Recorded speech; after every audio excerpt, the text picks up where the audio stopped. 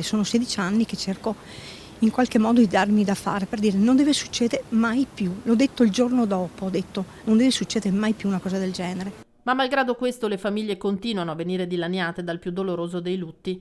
Anche per la referente trevigiana dell'Associazione Vittime della Strada il venir meno di campagne di prevenzione strutturate nelle scuole sta provocando grossi danni. Vediamo che lasciando la presa poi le persone si abituano a certi comportamenti e queste sono le conseguenze. Le campagne shock magari 20 anni fa hanno fatto il loro effetto. Adesso purtroppo qual è lo shock?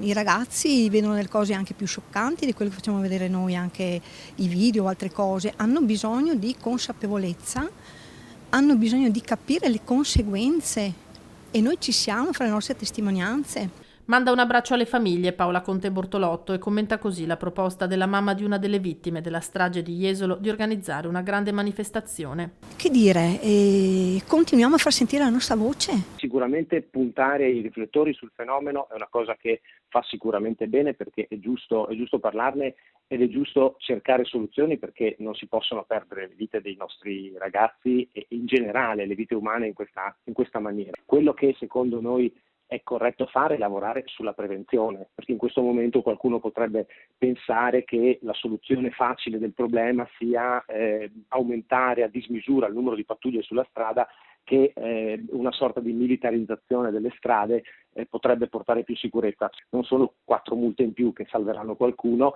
ma un cambiamento culturale, nell'impostazione culturale delle persone alla guida. La guida non deve essere quello che rimane di altre 10 attività che si stanno facendo in quel momento, ma deve essere la cosa più importante che stiamo facendo in quel momento, perché se non lo facciamo e ci distraiamo le conseguenze sono alle volte irreparabili.